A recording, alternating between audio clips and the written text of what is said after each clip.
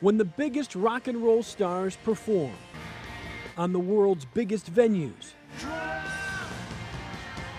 The sound is coming through equipment made right here. This is Whirlwind in Rochester. For more than 35 years, the company has created audio equipment for stadiums, for concerts, for football games, for news conferences. Good afternoon, everybody. So the next time you go to a concert, whether it's the Blue Cross Arena, maybe the Jazz Festival, you're almost certainly going to hear the sound coming through Whirlwind equipment, and that's a great point of pride for these workers. When I go up on stage before the show to introduce myself to the artists, I'll look around and I'll be like, yep, yep, yep, yep, yep, yep, yep, that's all ours. And some of the stuff is just pounded on, no paint left on it, but they're still using it. It works great. It all started in the early 1970s when Michael Iacono was a tech whiz and a musician who couldn't afford his own equipment. I started making them myself, and it was crazy.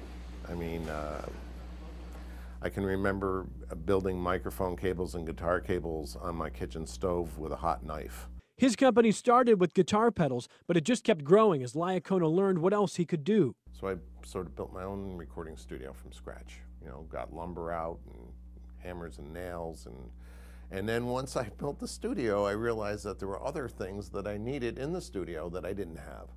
So what did I do? I built them.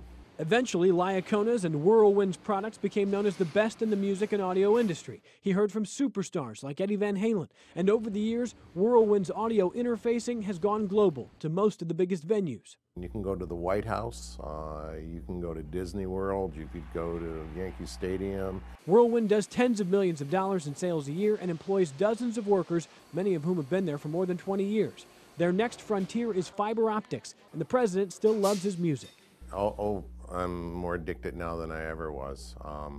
I have a little band, and we play every week, and maybe someday you'll catch us playing someplace. Playing on his own equipment that he first made by hand in his kitchen. Evan Dawson, 13 Wham News.